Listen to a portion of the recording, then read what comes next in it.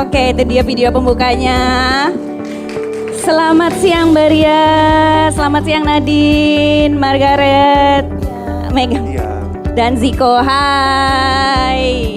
Oke, kita bakalan ngomongin fashion presentation, tapi sebelumnya mungkin dari ujung sana ya. Memperkenalkan tangan dulu, ada beberapa mungkin yang kayak, kenapa modest fashion kok ngundangnya tangan? Nah, kita kenalan dulu nih sama tangan.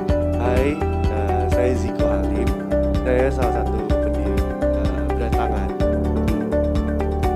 Halo, selamat siang. Saya Margareta Novi atau dipanggil Novi. Saya co-founder bareng sama Ziko untuk brand tangan. Lalu Nadine mau perkenalkan lagi? Selamat siang semuanya, saya Creative Director dan founder dari Wearing Klambi. Kita nyebutnya Klambi ya sekarang ya. Oke, teman-teman di sini mungkin ada yang familiar juga sama Klambi, udah ngikutin journey-nya. Kalau Mbak Ria mungkin juga nggak usah dikenalin lagi ya, Mbak Ria dari Bazar ya. Mungkin kalau zaman aku ngelihat majalah selalu ada tuh gambarnya Mbak Ria di awal. Mbak Ria sendiri melihat perjalanan fashion dari dulu, dari media konvensional, kita sebut media konvensional. Sampai sekarang gimana nih Mbak Ria tanggapannya? Saya tuh melewati masa di mana dulu berjayanya fashion itu kalau kita datang ke pasar raya. Di mana semua boleh dibilang fashion designer terkemuka Indonesia adanya di situ. Jadi disitulah menjadi cikal bakal. Kalau sekarang dilihat itu luar biasa perkembangannya karena minat untuk menjadi entrepreneur fashion itu luar biasa. Jadi kalau memang luar biasa sih sekarang. Pergeserannya signifikan ya. Kalau dulu misalnya sukses itu sama dengan bisa show di mana gitu. Betul. Sukses itu punya toko di mana gitu. Iya. Sekarang definisi sukses membuat fashion brand itu bisa beda-beda ya. Betul, dan awal karirnya pun juga bisa beda-beda. Gitu. Nah, karena kita mau bahas fashion presentation nih. Kalau kita bahas definisinya dulu. Menurut Mbak Ria, fashion presentation itu seberapa penting sih buat brand gitu? Dan kita mendefinisikan fashion presentation itu seperti apa? Itu luas sekali arti presentation. Kalau misalnya dari media itu diundang bilang fashion presentations, itu tuh artinya saya datang ke sebuah event di mana brand itu menampilkan koleksi mereka tidak di panggung runway. Oke. Itu istilah fashion presentations yang ada di fashion. Di internasional kalau kita diundang fashion presentations itu artinya kita datang ke sebuah event, biasanya itu untuk media atau untuk buyer. Gitu. Nah, ada juga istilah namanya RISI. Melihat kembali ya. Yes. Oke. Nah, itu tuh artinya kita datang ke sebuah event yang tempatnya itu bukan di show runway-nya. Jadi itu biasanya 1 hari setelah show-nya di Fashion Week. Sehingga kita bisa lihat dari dekat, kita bisa sentuh bahannya, kita bisa lihat jatuhnya dan di display dengan cantik. Jadi emang itu adalah satu media platform yang bisa dipergunakan kalau kita mau jualan gitu loh. Nah, ketika teman-teman di sini misalnya mau masuk ke pasar global, itu yang harus dilaluin dan itu ada namanya presentations yang juga harus disiapkan adalah harus menyiapkan lookbook. Nah, lookbook itu apa sih? Itu adalah serangkaian foto yang isinya adalah koleksi-koleksi satu demi satu dari koleksinya. Betul. Artikelnya ya. Artikelnya. Nah, itu untuk menyiapkan lookbook itu juga ada standar secara internasional yang harus kita pelajarin. Gitu. Sekarang dari sudut pandang fashion nih, sepenting apa sih fashion presentation bagi tiap brand? Apalagi journey-nya beda-beda nih dari tangan sama dari Klambi gitu. Dari tahun 2015 kita mulai dari brand ini dengan fashion show, presentasi, itu udah menjadi suatu poin yang harus dan wajib untuk tangan mempresentasikan mau bentuknya apapun ya, mau fashion show, instalasi, yang penting benar-benar menyuguhkan experience. Oke, itu kuncinya ya, experience ya. Yang pasti customer harus mendapatkan experience dari setiap apa yang dipresentasikan oleh tangan. Jadi experience-nya tuh bukan cuma di baju, bukan cuma di konsep, tapi konsep acaranya dan juga sampai invitation. Jadi the moment dia pegang invitation tuh udah bisa ngayal.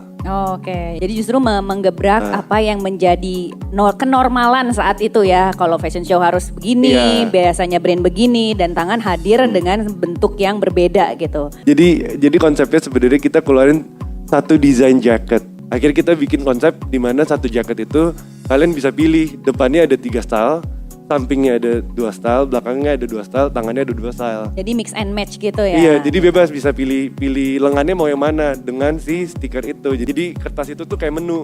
Customer bisa kayak pilih dengan stikernya, ditempel-tempelin, nanti kasih ke sales, nanti dibawain, bisa Ya. dicobain. Kalau risetnya 1 tahun, ya lumayan sih ya, kepikiran bikin kayak begitu ya. Kalau dari Nadine sendiri, sepenting apa fashion presentation buat Nadine dari masa ke masanya? Jadi kalau Wiring Klambi itu kan mulainya dari online. Butuh waktu 5 tahun sampai aku berani melakukan fashion presentation. Waktu itu tim aku cuman ada 4 orang. Oke. Jadi si fashion presentation yang kita bilangnya itu trunk show. Dan ternyata untuk memulai fashion presentation itu ya setelah kita bikin acaranya. Dan itu yang harus dipersiapin tuh sebenarnya stok. Karena ya, jadi kalau yang dibilang Mbak Ria tadi, risinya Klambi itu selalu on the spot at the same day. Jadi setelah kita fashion show, pasti aku nyiapin satu ruangan yang itu tuh memperlihatkan semua koleksi yang tadi ada di runway.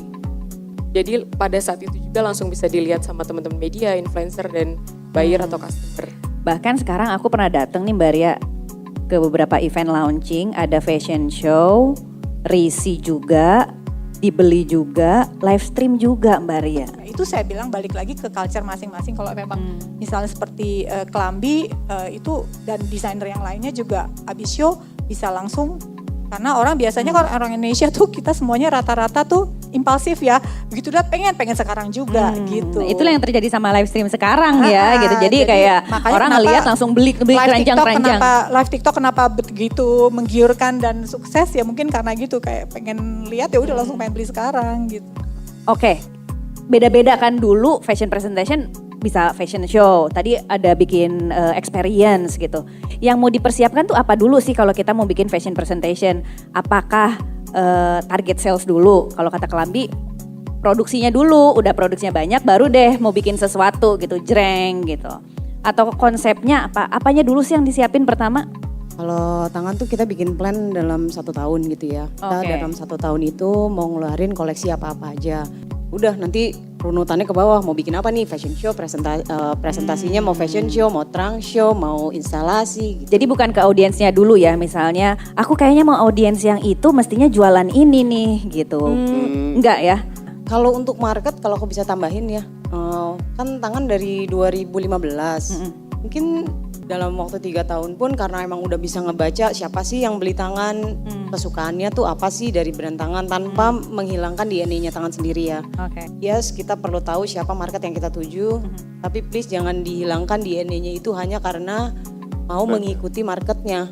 Karena pada akhirnya menurut kita ya, kalau kita hanya mengikuti market, brand ini tuh akan kehilangan DNA-nya, karakternya gitu. Oke. Kalau dari Nadine nih, persiapan fashion presentationnya apa aja gitu? Kalau Klambi tuh dia sebenarnya fashion presentationnya sering Mbak. Oh, koleksi tuh sering ada koleksi baru ya? Kalau kita kan setiap bulan pasti rilis koleksi baru. Oke, tiap Jadi bulan. kalau untuk fashion presentation yang besar itu biasanya setahun 2-3 kali. Oke, jadi kalau misalnya ngomongin fashion presentationnya ya tergantung goalnya tadi itu ya. Benar. Mau yang besar-besar atau yang baju yang hariannya gitu, yang Iya. bulanannya. Oke, kita buka pertanyaan. Halo, selamat siang. Saya Ika, baru mau membuat brand. Pertanyaannya untuk tangan. Apakah dengan sekarang PPKM udah diangkat, akan tetap konsisten di jalur offline atau tetap akan membuat experience juga di online? Terus untuk Bu Ria, fashion presentation yang seperti apa sehingga kita bisa mengundang Harper's Bazaar untuk datang ke acaranya kita? Terima kasih. Kayaknya kita akan balance ya untuk ke depan ini karena Jadi sekarang dua-duanya ya, dua-duanya online dan jadi, offline. secara gitu. experience jadi kena both side gitu, ada offline sama ada online. Oke, nah tadi pertanyaan kedua dari ke Baria gitu. Dulu tuh mikir susah banget buat masuk ke bazar fashion presentationnya gitu. Apa aja sih pertimbangannya biar masuk ke bazar ya gitu? Nah, kalau siapa sih yang boleh masuk ke bazar? Sebenarnya itu tadi udah merangkum pembicaraan kita. Jadi brand DNA itu penting banget. Jadi kita ngelihat betul bagaimana brand ini yang tampil di Bazaar itu memang punya brand DNA. Balik lagi tadi yang kita obrolin, karakter brand itu. Kemudian kedua adalah bagaimana konsistensi brand ini. Oke, itu dia sesi yang kedua. Jadi kalau misalnya ngomongin lagi aku nge-wrap up fashion presentation perlu apa enggak? Perlu ya gitu. Tapi balik lagi tujuannya mau untuk apa dulu. Dan lagi-lagi juga kalau brand DNA itu tetap jadi core bisnisnya ya. Kita nggak bisa menyamaratakan setiap bisnis teman-teman di sini. Kita harus sesuai sama-sama yang ada di sini gitu. Semoga materi hari ini cukup bermanfaat dan bisa ngasih ide banyak ya buat teman-teman di sini. Oke. Oke, itu dia sesi yang kedua. Terima kasih Mbak Ria, terima kasih Nadine, terima kasih Novi dan Ziko.